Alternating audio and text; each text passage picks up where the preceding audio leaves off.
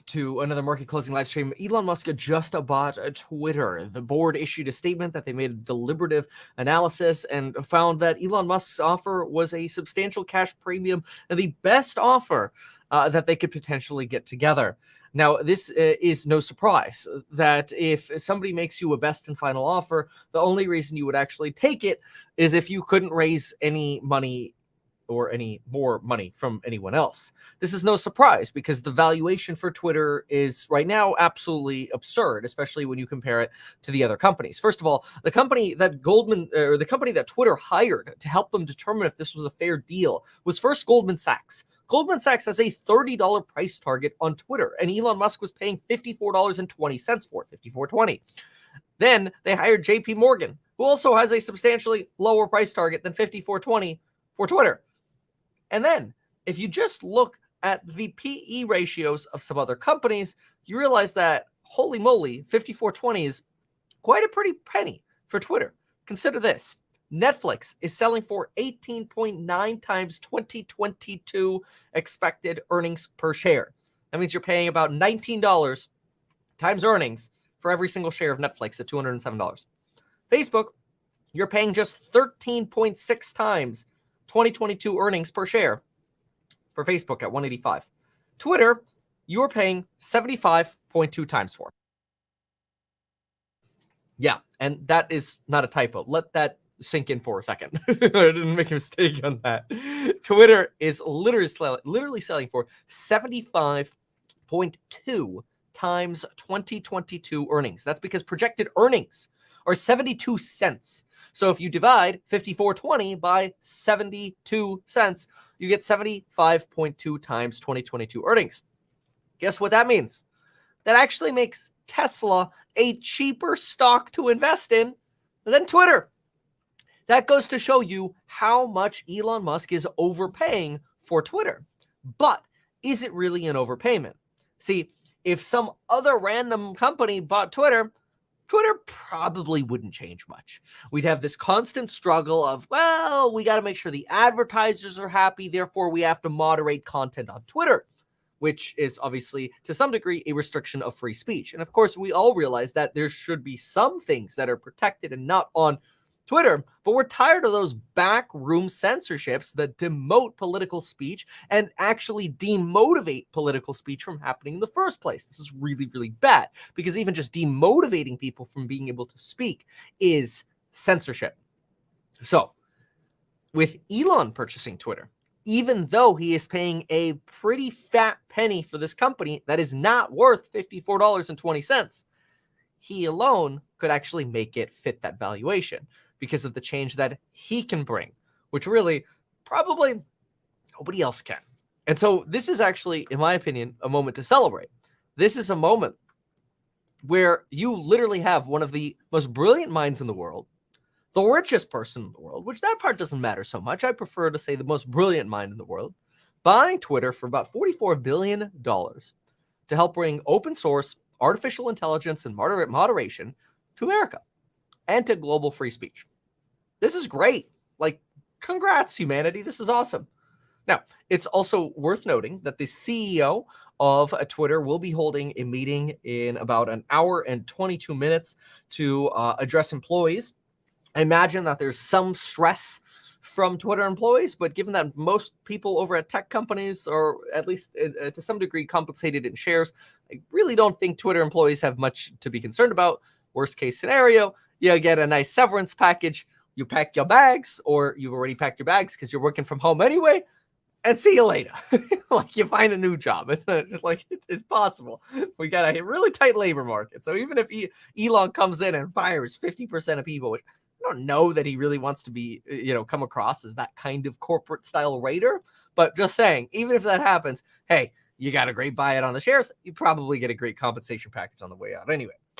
So this is a pretty exciting day, and it really shows, like, the valuation Elon is paying for Twitter shows two things. One, again, it shows that the current valuation he's paying is whack, but he's doing so because he believes he can actually grow into that valuation. And again, everybody keeps talking about how overpriced Tesla is, yet Twitter is more expensive per share than Tesla is on a price to earnings basis. Kind of crazy. And especially when you consider growth, right? I mean, Twitter right now is growing at a factor of maybe if we want to be generous, 20%. Let's be generous, okay? That means they're selling for a PEG ratio of 75.2 divided by 20. 75.2 divided by 20. That means Twitter is selling for a PEG ratio of 3.76. 3.76 PEG. That's insane. I mean, Tesla is selling for like a 1 PEG, right? Growing at about 60%, and a forward PE of 2022 of about 60. That's a 1 PEG. I mean, you're paying 1 times for that growth over at Tesla. You're paying 3.76 PEG at Twitter. It's crazy. Now, obviously, am I trying to say like, oh, don't buy Twitter stock or whatever? I mean, hey, look, if the deal goes through, it's worth 54.20. Why is the stock not at 54.20? Because there's always a chance that like the Biden administration comes in and says, no, we reject this, or the SEC says something, right? So you're probably going to see some level of uncertainty because of that.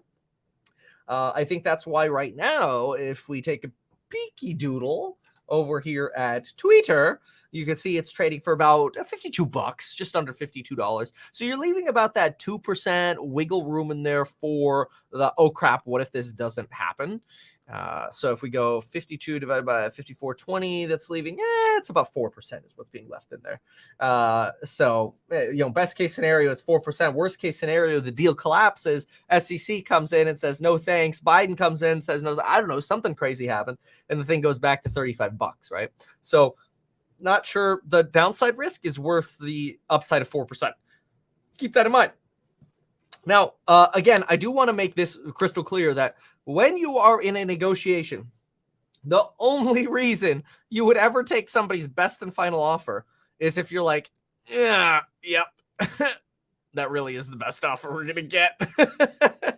Otherwise, you would almost always counteroffer. Always counteroffer. Almost always. Now, some people put a value on certainty. Like, for example, when I do deals, if let's say I'm buying a property, I like giving a great offer up front, being like, hey, look, I'll remove contingencies. I'll give you a great clean offer up front. Just accept it.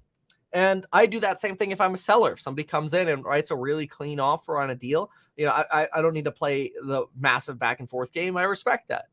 But let's be real. If you're in an actual like hardcore negotiation, one where you're not trying to build a foundation of respect, and you have an opportunity, let's say somebody asks for a big repair request or whatever, and you're like, crap, okay, well, let me try to shop it to somebody else, and there's nobody else there, then you're like, well, I could take that, or we'll stick with $35. You know what, I'll take 54.20. Keep those things in mind. And Elon has that unique ability to overpay for this stock, again, because he himself actually increases the value of Tesla substantially. Question in the chat here for $1.99. Somebody donated $1.99 to ask me, will I buy Twitter stock? And I feel like I kind of just explained that, but let me make that crystal clear in case it still isn't. No. Buy Tesla, not the distraction. Remember, if it goes public, or I'm sorry, it goes private, you're gonna get closed out. If Twitter stayed public, I don't know if I would buy now, but I'd be a lot more interested in owning Twitter if it stayed public. Again, the valuation's still pretty insane. It's going to take quite a while for Elon's changes to really take effect. I wouldn't be surprised if you start getting some quick changes up front, just so that way Elon could really show everybody, hey, boom, look how quickly we can make changes happen. Some easy low-hanging fruit and things like that can be done very quickly, but otherwise, you're going to be largely on standby for changes happening, and that could lead to some downward pressure on stocks in the short term. Okay, so let's take a look and see how things ended up today, because folks, it was kind of a wild day today. Okay, look at this insanity. The QQQ is up 1%. What is up with that? Somebody here says, you see President Trump coming back to Twitter. Okay, there's talk that President Trump is going to come back to Twitter because Elon Musk wants to bring him back. But there was some murmuring from the Trump campaign that, oh, no, we're not coming back to Twitter. We're going to go on. What's that thing called again? Oh, yeah, Truth Social. Meanwhile, that's down like 17% right now. Anyway, so look at this, folks. This is Insane. Okay, look at this. All right, this morning I'm like, I don't know, folks. It doesn't make sense for us to go to the 0% on the Fibonacci's. I'm holding on. And so we get a lot of red at the beginning of the day here. We pull down almost to 320. How low did we go here? We pulled all the way down to 322.43. We have 0% fibs at 318. Boom! Going into the close, we are now moving up 1.14%. Not even lifted by Tesla. Tesla down 1.43%, potentially under the weight of this fear that Elon Musk is using roughly about $12 billion of financing, $12.5 billion of loans against Tesla shares. The other $13 billion are coming from Morgan Stanley and others in debt financing. And then about $21 billion are coming in equity financing, which, if we want to do some quick, fun math, if we divide $21 billion by 2,000 shareholders, that means the average shareholder in Twitter's private deal would be investing about $10.5 million into Twitter at an insane valuation. So unless you have $10.5 million ready to YOLO on one stock with Elon, you ain't going to be part of his private deal. And honestly, even if you had that money, good luck getting in that circle. It'd be cool, but anyway. So I wouldn't do it. I'd buy Tesla instead. Anyway. All right. I'm very impressed, though, that both the NASDAQ and SPY have now gone positive. S&P 500 now finally up approximately, what do we got here? 0.55%. This is great. Okay, Elon Musk just tweeted, yes, take a look at this. He wrote, free speech is the bedrock of a functioning, oh, there we go, here we go, okay. Elon just tweeted, free speech is the bedrock of a functioning democracy, and Twitter, okay, that's a comma splice, by the way, in the first line, but anyway, and Twitter is the digital town square where matters vital to the future of humanity are debated, said Mr. Musk. I also want to make Twitter better than ever by enhancing the product with new features, making the algorithms open source to increase trust, defeating spam bots, and authenticating all humans. Twitter has tremendous potential. I look forward to working with the company and the community of users to unlock it. Wow. Very, very, very cool. All right. So let's take a look at some of the other matrices that we have. So again, we've got Dow Jones completely positive now, 0.76, S&P 0.57, NASDAQ 1.07. We have oil down to 103 on Brent, folks, and WTI sitting at about 99. So WTI moved up a little bit there. Brent down a little bit more. Bonds only down about 8 basis points now. This morning we were down as much as 13 basis points on the 10-year Treasury yield. Now, I will really pay attention to things like the 5-year break evens and the 10-2, that inverted yield curve. So let's go ahead and let me pull those really quickly. So, good. This morning, the 5-year break evens were sitting at about 3.32. Right now, they're sitting about 3.29. So they've come down even more. This is a good sign for the market, especially on a day where bonds are actually rallying. Then you've got the 10-2 spread did rotate down today. It's at about 19, which signals a little bit more recessionary fear today. This morning certainly didn't help. Pretty rough morning this morning. But again, no serious belief by me that we've got a recession coming in the short term, though the odds of a recession substantially higher in 2023. Make sure you watch my video about the odds and timing for a recession, where I show you an exact chart about when we could end up seeing a recession in the next year here. So let's also look at some comments, because I think the comments are pretty funny. Let's see here.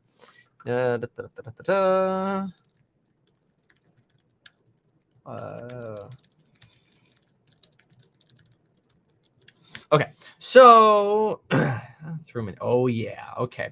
So first of all, I really like this this look. Somebody wrote this on Twitter. They said, "I already love the new logo."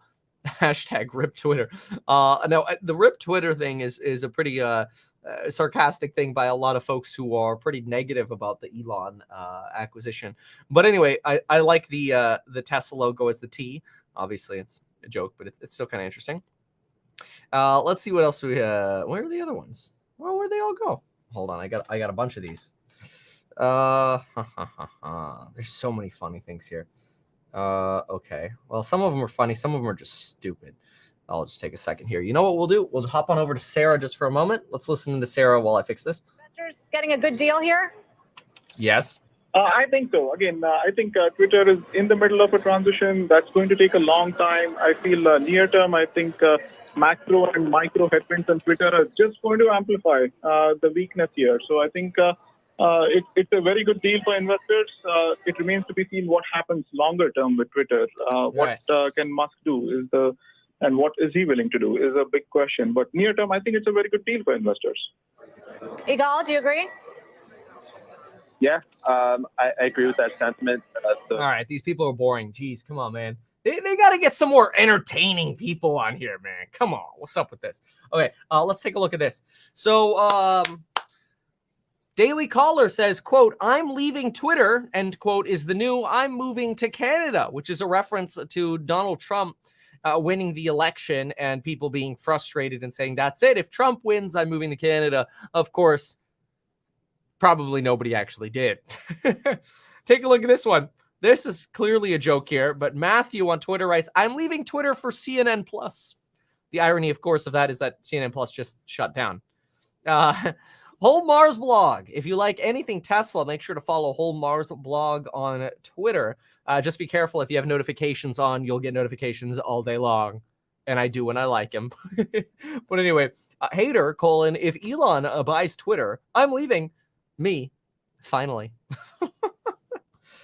Ellen Shelley, quote, "I'm leaving Twitter," end quote.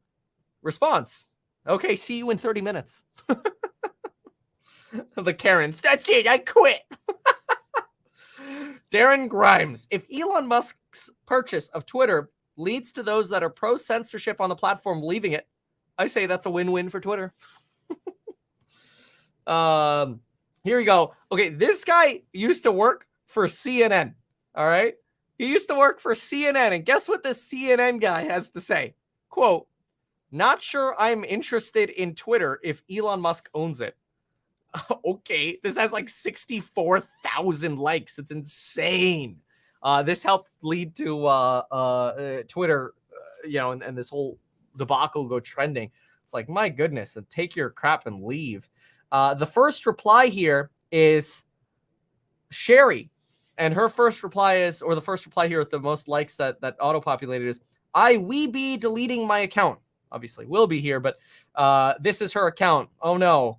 The whole 94 followers and no description account here is going to be deleting her account. Mike replies, "That's because you're a CNN contributor. The only speech y'all are interested in is left-leaning. Anything else should be suppressed or censored. We get it. Bye." Ouch. This is not an airport. You don't have to announce your departure. Rip Twitter. You will become the new MySpace for MAGA. It's just, some of the comments were just absolutely insane. This is probably one of my favorites. Instead of worrying about how this guy spends his money, worry about how these guys are spending your money. You got Nancy Pelosi there, and Joe Biden and the others, Kamala Harris, Pete Buttigieg over there on the right. Yeah. Chuck Schumer's over there next to Pelosi. Anyway, okay, so that gives you a little bit of the crazy commentary that has been circulating on the socials about this nonsense. Well, it's not so much of a nonsense of a deal. It's just about the nonsense about this sort of left versus right thing. Cancel Twitter was trending. Rip Twitter was trending. Lefties was trending. It's crazy. Okay, so let's take a brief listen here to CNBC, see if they have anything special to say, and we'll see what else the suits are saying.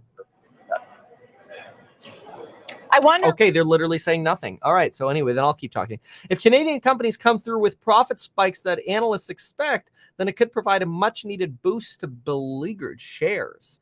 Canada's stock market has taken a big hit since last week. And with the earnings coming this week, there's a lot of excitement for a hopeful about face, say the suits. Stocks go green as Twitter and other social media giants climb. Cyclical sectors join tech in pre-earning jitters. Dollar swings are seen as staying persistent and powerful. Oil tumbles on China demand shock. Saudi Aramco revised to positive by Fitch. Wow. Twitter CEO to receive $42 million if terminated by Musk. What? Oh my gosh. You get fired and you get $42 million, dude. Get out of town. What? That just came through the wires. No freaking way. Twitter CEO set to receive $42 million if terminated after Musk deal. OMG. That's kind of like, you could fail in corporate America and still get away with millions. That is insane. I'm trying to hold on. I'm gonna throw that on Twitter. That's crazy. Twitter CEO set to receive $42 million if terminated after Musk deal. Goes to show that failure at the corporate executive level still pays quite well.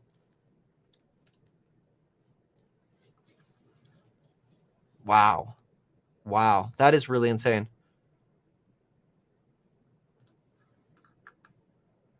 That's insane.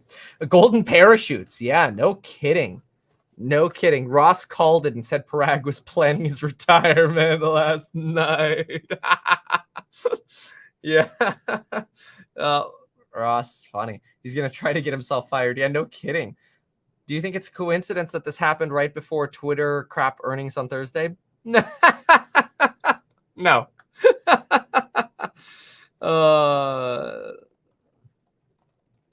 That's a really good point. And no, I don't think it's a coincidence. $49. Somebody donated $49. Hey, Kevin, buy one share of Twitter on me. Damn it. Okay. Even though YouTube is taking 30% of that, I will oblige. I've got 3 minutes to do it. We'll do it. I'll put the market order in. One share. Hold on. All right, there you go. Thank you. One share, market. Boom. Thank you. You're the first person who's ever bought me a share. I like it. Thank you very much. It's really cool. Do you think Dogecoin will be no, I'm not going to send an alert for that. But thank you. Do you think Dogecoin will be affected by this in the long run? No. No, I don't really think so. I think there will be a lot of hopium for that in the long run, but no. Who knows? Maybe. I mean, you never know. I mean, Elon's complained before, and this would be the only hesitation I would have, is Elon's complained about the expense of transactions, even on Doge. So if there's a way to figure that out.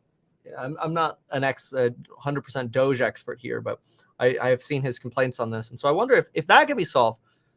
Then I think so. It was even just last week he was talking about this. You could look it up with Robinhood CEO Vlad. They were kind of going back and forth. Anyway. So, okay, let's see what else here. We have a minute left into the close here. The NASDAQ, let's go. I was getting screwed this morning. I lost so much freaking money this morning, and now I'm making it back. QQQ up 1.3%. Let's go. What a way to end the day. The day we bring back the lives, we get the green. After a lot of pain here, about 0.5% there on the SPY. Look at that, folks. The SPY just getting ready to end the day over 23.6 on the Fibonacci. QQQ's got another about 9 points to go before it gets above that 23.6 again. Hopefully we set off to a rally over this week because the Fed's in a quiet period. The Fed is shut up through May 4th. Thank frickin' God, because it's been all month long that they've been yapping their traps, killing the markets. Good riddance. Tesla trying to go green right into the close here at about up about 0.65. I'm sorry, down about 0.65, trying to go green here. Doge up 22% on confirmation of this deal. That's incredible. DWAC down about 13% on news of this deal. Not a surprise. Tattooed Chef falling with DWAC. And let's get the bell. Do it for me on closing bell. See you tomorrow. I'll send it into overtime with Scott Wapner.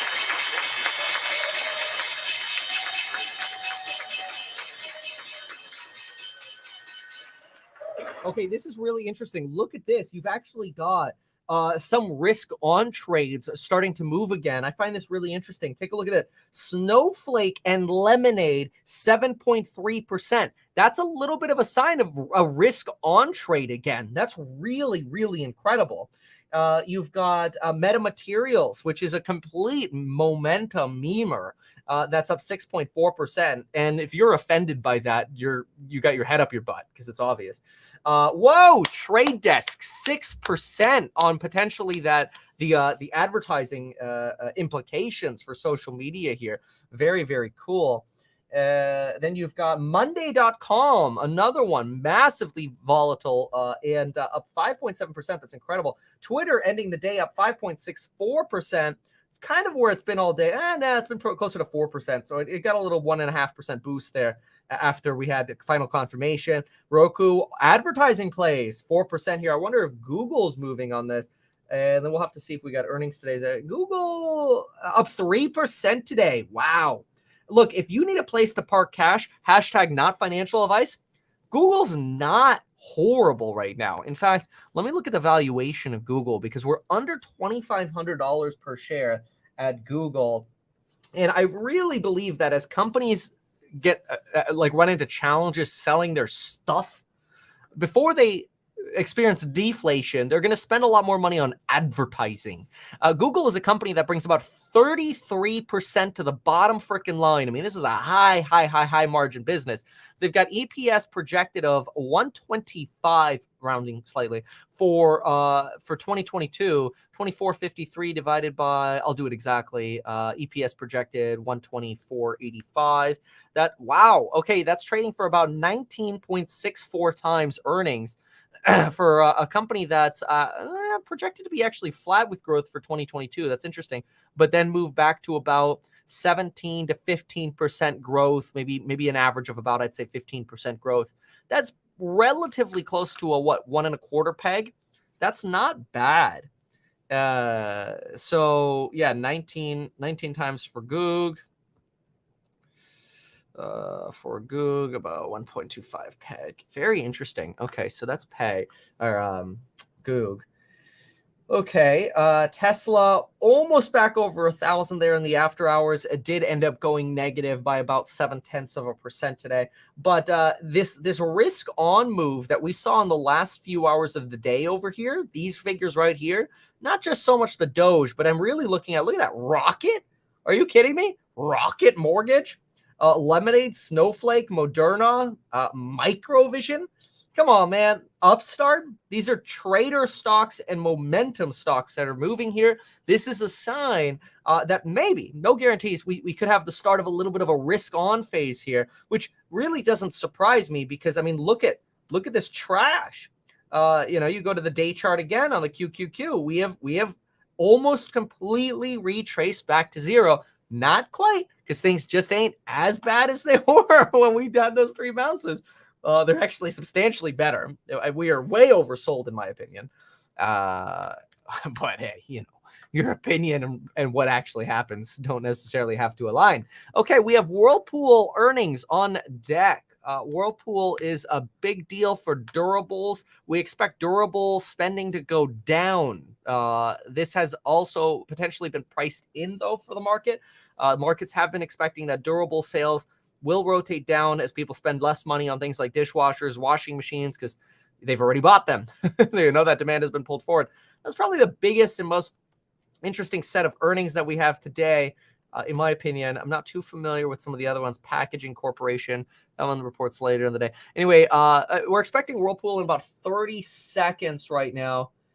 And worth noting that on the Twitter deal, Prob included this provision to convince CEO to sign off on deal, encourage it to happen. Almost. It's that 42 million to the CEO if he gets terminated. It almost feels a little bit like corporate bribery, right? Kind of crazy. So, all right, earnings. Here we go. Whirlpool cuts outlet. Whirlpool, wow, Q1 EPS beats 531. See, those expectations were way lower. That's crazy. Expectations were 479. EPS Q1 beat, but they did cut their outlook. Their fiscal year outlook, they were expecting 1.3, came in at 1.25 to 1.5. That's actually, and they were originally expecting 1.5, but that's in line with expectations. The market already priced that in, supposedly here.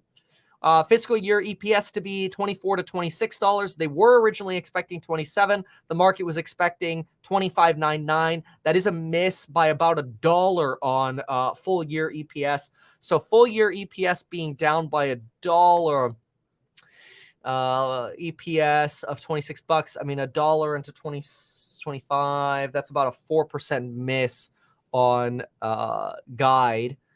And adjusted EPS came in at a 5-cent miss. Oh, look at that. It's a 4% miss on the fiscal year EPS. Stock's down 4.2% right now. It's too perfect. That is too freaking perfect. I don't think it'll last with that perfection, like never does. But that's really interesting. Perfect 4% decline on fiscal year EPS, and that's exactly what the stock's going down. Okay, now the stock, it's vacillating in after hours. I just saw 6%. Now it's at 5%. Whatever, we'll see. So that, to me, not a surprise. Boosting the buyback authorization of 2 billion shares. That could kind of soften some of the impact of this. This is not a surprise, and if anything, it's actually not as bad as expected. So TBD how what we can learn from consumers from Whirlpool in the earnings call when that comes out later. No, Elon Musk does not have to sell Twitter to buy or sell Tesla to buy Twitter. He can take a loan against his shares. Think about having a large line of credit. Okay. The only other thing would be Brown and Brown, but I am not super familiar with what they do. Let me see what Brown and Brown does. Because I think they're just reporting now. Brown and Brown. Security description. This is insurance and reinsurance products. Oh, how interesting. Okay, so this would be a tell for like Lemonade and Hippo, some of the other losers. Ugh, that's sad. That's what it is, though. It's the way the cookie crumbles. Okay, let's go see if they reported. White House says expect consultations with social media platform to continue public health issues. Okay, whatever. Brown and Brown has not released their earnings yet. They are expected. Oh, they're expected at the end of the hour, or at the beginning of the next hour. That's stupid. All right, so we're not going to get those earnings. Fine. Okay, so tomorrow is going to be the big day for more earnings reports. It's going to be a little bit.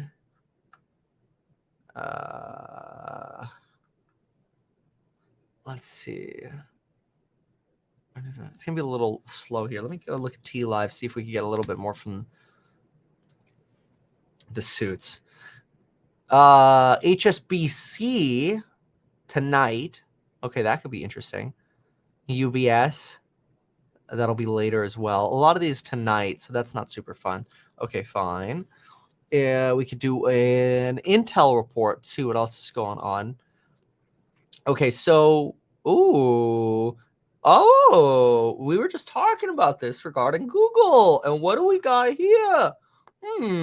A little bit of a research report that just came out on Google. Let me see if I can pull it In the meantime, Whirlpool only down about 2.6 right now. Probably that buyback of a couple bill is really kind of pumping this up a little bit.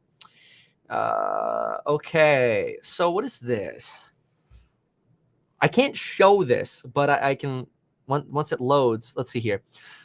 Okay, listen to this projection here from today. YouTube ads and premium subscription sales are growing at least 2 times faster than Netflix and may benefit from its rivals' price hikes and churn in the near term. Despite stiffer competition in video streaming and headwinds from reopenings, YouTube's lead in video ads and traction with creators could help it sustain higher top-line growth than most peers. I believe that. You know, if a firm, I sold the firm. I'm sorry. But anyway, I just see these comments here.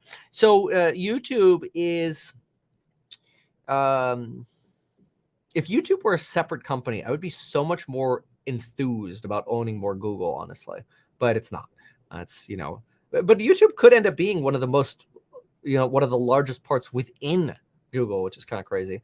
YouTube's global viewer base of over 2 billion is more than 3x that of Netflix amid user preference for freemium and ad-based tier, where monetization is driven by time spent compared with an unlimited use subscription fee. With high churn in Netflix's users related to recent price increases, we believe YouTube TV, Shorts, and premium subscriptions could get a boost due to more bundled content on its platform. That's really interesting.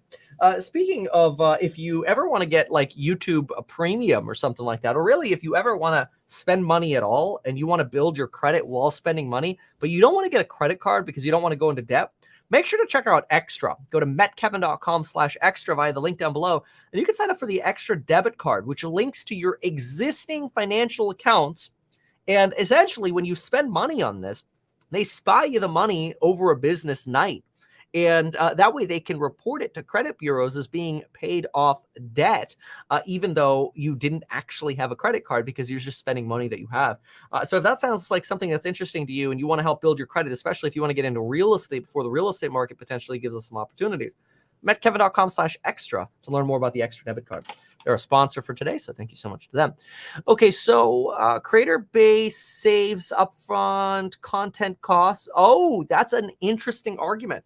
So Bloomberg here makes the argument that when you have a company like YouTube, really it's creators who are driving the content rather than you having to spend money like Netflix and business on these really high upfront costs, hiring actors and scripting content and basically trying to like make these YOLO bets on shows that are either going to flop or do really well. That is a really interesting argument. Yeah, I'm bullish on YouTube. I will say ad rates have come down this year, but I wouldn't be surprised if they pop back up, especially once we get more of that product style advertising that we're expecting later this year. What's this here? Oh, this is interesting. Somebody sent me a BBC article. I could pull this one up. This is quite interesting.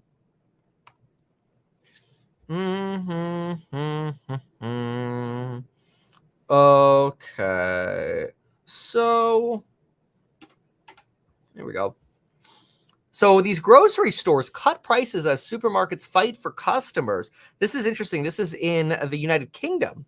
And grocery stores cutting prices, that's almost kind of unheard of. Now, you did have consumer confidence fall in Britain, which is something that we have the opposite of here in the United States right now. Consumer confidence is actually rising.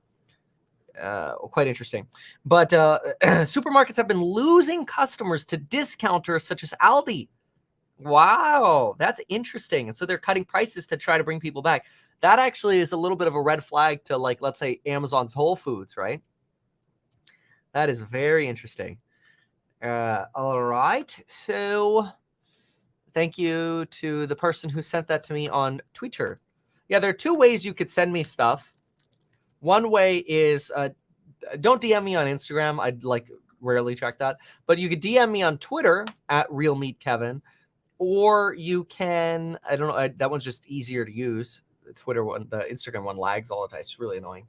And or Discord. You could join Discord by going to metkevin.com/chat.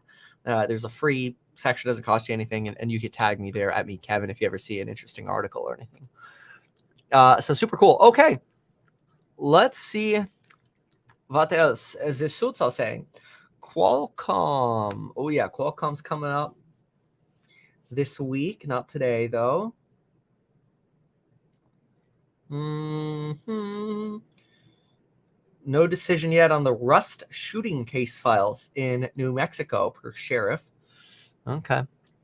So after the market closed here, the suits wrote that stocks and treasuries gained Monday ahead of a busy week for earnings, with equities rebounding from early losses on concerns of renewed COVID outbreaks in China that could potentially slow growth. The Bank of Canada said that while inflation is likely near peak, the central bank will continue to consider another 50 basis point increase in June to wrestle inflation down from a 3-decade high. Oh, wow. All right. Well, everybody's joining the 50 club, I guess. Is Doge moving because of Twitter? Absolutely, it is. Okay. Yeah, imagine if you could integrate a payment system via Doge on Twitter, it would be quite popular. It was done, after all, on the Tesla website. So 10-2 sitting at 18.96, break evens 3.28. Good news, bad news here. Break evens down, but a little bit more flattening of the yield curve. Generally don't want to see that. See if there's anything else moving in the after hours, and then maybe scout FT or WSJ. Ooh, EXPI is moving in the after hours a little bit here. We got about a 7.21% move here on EXPI. Let's see if there's anything going on here. EXPI is one of my long lost stocks. And let's see here. Nope. There has been no news since they hit 80,000 agents worldwide, which they reported on 420. And they hit a 52-week low of 1611 about a week ago, actually a week ago today. And now they're at another 52-week low, 1526. But then again, they're up 7% in after hours here for some reason. I don't know. Sometimes there's just such a small order book in the after hours that this is actually incorrect, oftentimes on the Weebs. Arcimoto down to $3.79. Love the CEO over here. If you have not followed me on the other channels yet, we're going to be, now that the studio is fixed up, we're going to be posting a lot more there to the channels Meet Tech, Meet Crypto, Meet Kevin Report. Check those out. You're welcome to follow those separately. You can go to my channel page and see those, or just type those into YouTube and you'll see them. But I posted an Arcimoto video, if you haven't seen that yet, on the Meet Tech channel about one of their latest products. So if that's a stock you're interested in, I would say that is a critical video to watch for a shareholder of Arcimoto. Otherwise, market pretty stable here. Let's see if there's anything we can glean here on like Barron's or the Wall Street Journal. Really, I think this laptop is logged out of everything, which is quite annoying, but that's okay. Yeah, it is. Okay, let's see. Will the Fed's shock therapy kill the bull market? Ooh, Barron's has been pretty hawkish on this coming. Don't count on China to bail out the global economy this time. Restaurant earnings are on the menu. Okay. And let's see what I want to see what they're saying about the Fed. In Barron's most recent big money poll, survey respondents cited the coming surge in interest rates and high inflation as the biggest risk for equities over the next 6 months. When I hear that, I understand things are going to be volatile. I just want to keep buying.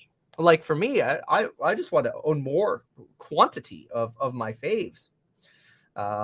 Google, Tesla, whatever I might even add, because there are a lot of discounted companies out there as well.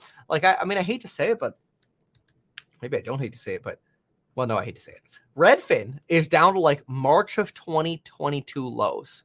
It's absolutely insane. I mean, it was $11.60 March 20th, 2020.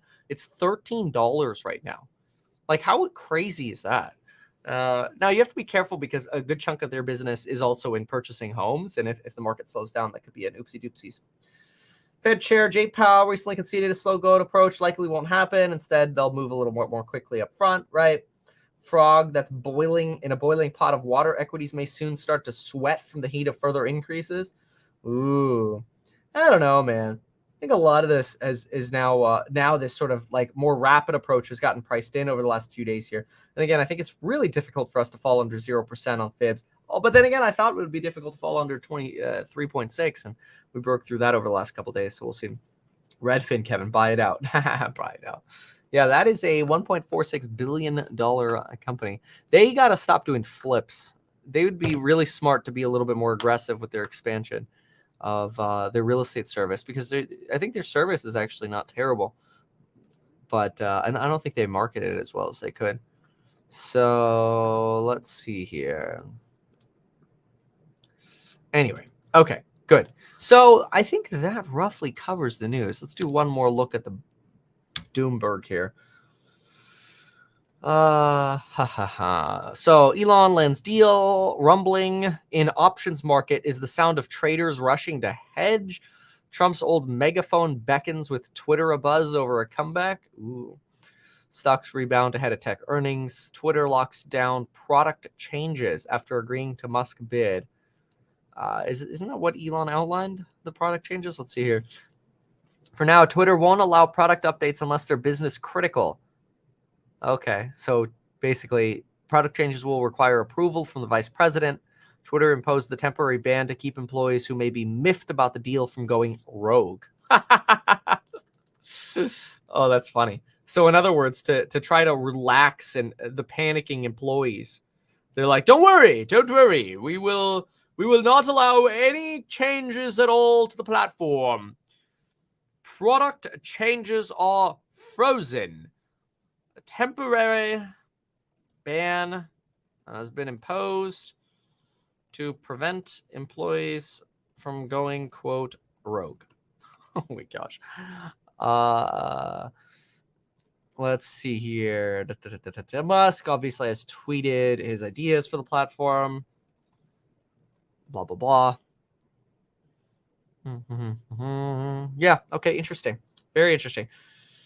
Yeah, so the deal went through. We talked about that earlier in the live. I mean, you know, at least it's accepted, right? So like the deal still has to process. That's probably going to take 6 months or something to that degree. It can. Oh, look, it's the permabull. The permabull, folks. Remember the big February rally Tom Lee told us was going to come? That was a disaster. Supply chain and COVID in China, it really came to a head. And I think it put equity investors in a tough spot because stocks aren't terribly expensive, but when the bond market is sort of screaming for Fed to be a bit tighter, it's tough for stocks to hold up. And I think that's what we're kind of going through now. But, you know, I don't think that means that we should be selling equities here either. But doesn't that tell you that the full extent of what the Fed is going to do isn't necessarily in the market, as others, including you, have argued? Yeah, without question. I mean, look, if the Fed decides that we need to have 10 hikes this year, I don't think that's priced in, but right. I also don't think it's cast in stone. I don't think 50 basis points in May or even 50 in June is really going to rattle markets further. I think what's been concerning markets is they just want to have some sense of when this could end. And I think if inflation doesn't reach some sort of apex, I think that's concerning for markets. But I also don't think it's set in stone that inflation is going to continue to be a problem even in the second half. So I think it's still. Forgive me, Tom. I'm sorry. It's still a what? Well, I think it's still one of these where we have to kind of watch how markets react to incoming data, and even the PCE report later this week is going to be important. But I think to me the most encouraging thing to look for, or signs of encouragement, is just to look at the bond market. And if the bond market's settling down, that's when equities can start to stabilize as well. But what does it say to you, the nature of the sell-off that we had into the close on Friday, that the Dow today was down nearly 500, and that we staged the kind of reversal that we did? Is there a signal in there? Is there comfort that you can take to investors and suggest that that's the kind of activity I look for when I'm looking for a capitulation move? How do you assess that? Yeah, I think we're at a moment where it's not a surprise that there's a buyer strike. There's a lot of surveys out. I think the Goldman positioning data is really instructive because institutional investors are essentially at 0 percentile exposure to equities. And So you have a buyer strike. You might have margin calls. Okay, I'm bored. So let me give some catalysts here. So catalysts coming up. You might consider writing some of these down. Okay, so tomorrow, 5:30 a.m., durable goods, expecting 1%. Let's see. FHFA housing price index tomorrow, 6 a.m., expecting a 1.5% growth year over year, 20 city, 19.2%. That's insane. New home sales expecting to come in at 765,000 tomorrow at 7 a.m. Month over month, new home sales expected to come in down 0.9%. Wholesale inventory is expected to be up 1.5% on April 27th. GDP expected to come in quarter over quarter 1.1% on April 28th, 5:30 a.m. That'll be a big morning. Manufacturing activity from the Kansas City Fed comes out at 8 a.m. on the 28th. Employment cost index expected to be 1.1% month over month. I'm sorry. No, that's in the first quarter. Oh, gosh. Okay, yeah, that's way better. April 29th, 5:30 a.m. Personal income and personal spending coming up 5:30 a.m. on 4/29. PCE 4/29 coming in at 5:30. That's personnel consumption expenditures. It's the Fed's preferred measure of inflation. And I think we get the final read here of inflation expectations on 4/29, 7 a.m. from the University of Michigan, along with sentiment and expectations. And then we get ISM figures 5/2.